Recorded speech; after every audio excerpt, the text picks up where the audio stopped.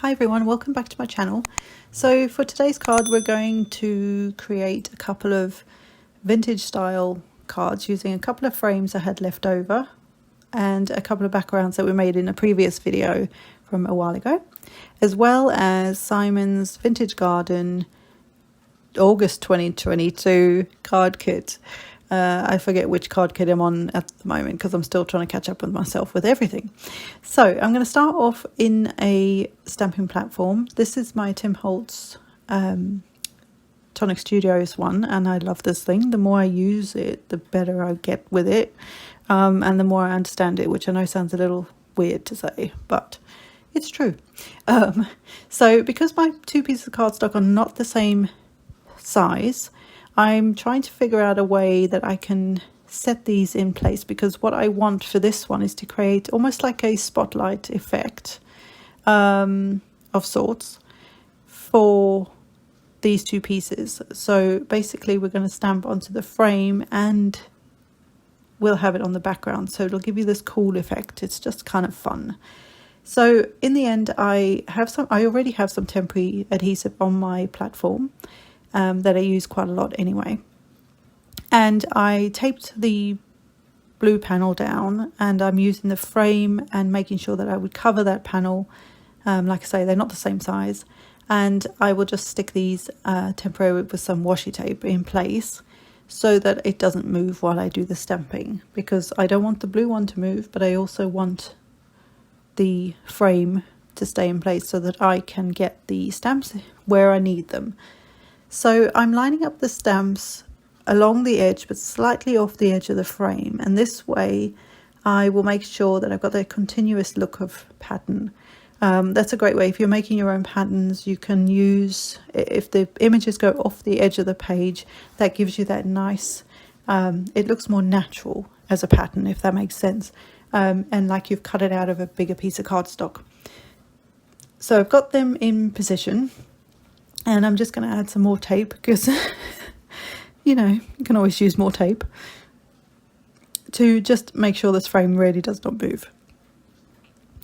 And you will see in a bit that I learned a few things with this. You'll see in a bit that I have some issue with one of my stamps. This is just a manufacturing thing. It's, you know, I'm not going to worry about it or overthink it too much. I got it to work, that's the main thing. But if you were closer to your to the company, you might be able to speak to them about it, but honestly I'm not worried. So I am going to stamp in some Night of Navy Stampin' Up! Ink. I thought I'd drag these two ink pads out because I haven't used them for a long time, and they're just sitting there, so I thought, why not navy? I thought on the blue would be, right, you know, really nice, and I do love it. So at this point we're just getting the inked images on the frame. It won't really go onto the blue because there's a layer of cardstock there, so but we will sort that out in a minute. So now my frame is done, I'm going to actually take that off carefully and we're going to set that to one side. But this is why having the blue piece taped down as well helps with the placement of the stamps. So now we're going to re-ink and stamp in the same color and just re-stamp it back onto the blue panel. Now there's a couple of things. One is, I said that there was a bit of an issue with the manufacturing of the stamp. So one of my stamps, there's on the left there, it just doesn't want to stamp, and sometimes occasionally it happens, there's like a defect on the stamp. So this stamp in particular, I do get it to work, but I think for this one it's almost like that part of the stamp isn't as high as the rest of the stamp, if that makes sense. So it leaves like a divot almost. Sometimes it can just be something simple like there's a hair on the stamp, right? But I do have a couple of stamps. This is obviously another one where there's just a defect with it. I'm not going to worry about it. I'm not overthinking it. Life's too short. But I do get this to work. And so by the time I'd stamped the other two stamps a couple of times, trying to obviously also get this to stamp, this area to stamp, I decided to actually clean them off, take them off, because what I didn't want to do was then have way too much ink on those other images while I'm trying to work just in this area to get it to stamp. So as I was working, I also used the edge of the stamp, the ink pad, to get the ink right into the stamp itself. And honestly, eventually with a bit of welly, I managed to, I think I'm standing up at this point trying to get it to work. I do eventually get enough there that I'm happy that I can see the image. It's not the end of the world. It's not super perfect, but it works. And I also then haven't interfered with the other inks, the other stamped images. The other thing I will say though is this is a dye ink, and the backgrounds that we've made here, this blue background in particular, the pink one's not as bad, but the blue one, the paste that I used when I made that video, because of the amount of mica and pearly stuff in it, it's created almost like a slicker surface. So I think in hindsight, if I had them, and you'll see me cleaning up 5,000 times, but I think in hindsight I would have used an archival ink in a colour, so you can get a dark blue, you can get some distress ones as well, and I would have then maybe used that instead, because it's a more permanent ink. A StazOn would work as well, just because it's more permanent, it will dry better and quicker on a slicker surface. It works fine in the end. If you're not making videos like I do, then I would suggest that you just put it to one side for half hour or something, and it should be fine. You can see in the top right hand corner there's a bit of a smudge there. This is unfortunately what happened on the white frame as well, but I fixed that later on. So for my sentiment, I lined up the frame again and then placed the stamp so that I knew where I wanted the sentiment to go. Now I am using an archival for this, but this is the only archival. I have a brown colour as well, but I have a black, jet black archival. So I'm using that for the sentiments on both of these cards. And so I just used the frame again to get sort of placement of where I wanted the sentiment to go so that I could see what space I had left within the frame. So that's our blue panel done.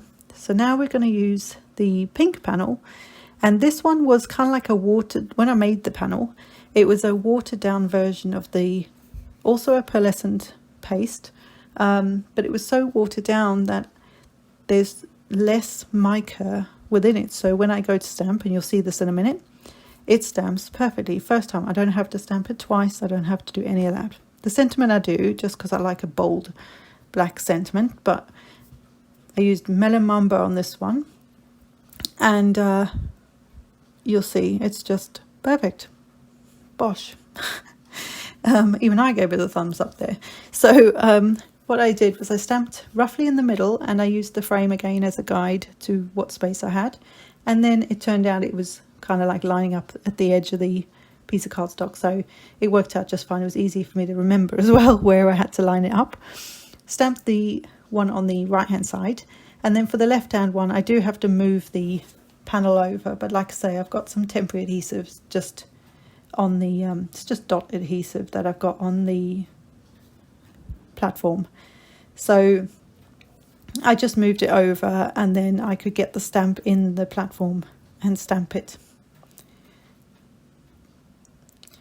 So a bit more clean up, and yes, my stamp is now pink because I gotta say, like, some of the Stampin' Up inks, they are like so pigmented that they stain everything including you. So but that doesn't bother me, by the way. So I also wanted to stamp this little butterfly, so again I put my frame back on like I did in the other one, decided where I want my sentiment to go and also where I want my butterfly to sit. Got rid of the frame and the sentiment for now, and then inked the butterfly, and again one pass and it's perfect. I love it. So just a tip while we're talking about stamping tools and stuff, when you go to stamp, especially sentiments, if you sort of tap, you know, when you go to actually press down, so don't like heave-ho press it like we were with the flowers. That was a different scenario. But for most things, once you've lined up where you want it and you get your stamp onto your platform lid or yeah, lid. We're going to go with lid. Then what you can do is ink it up.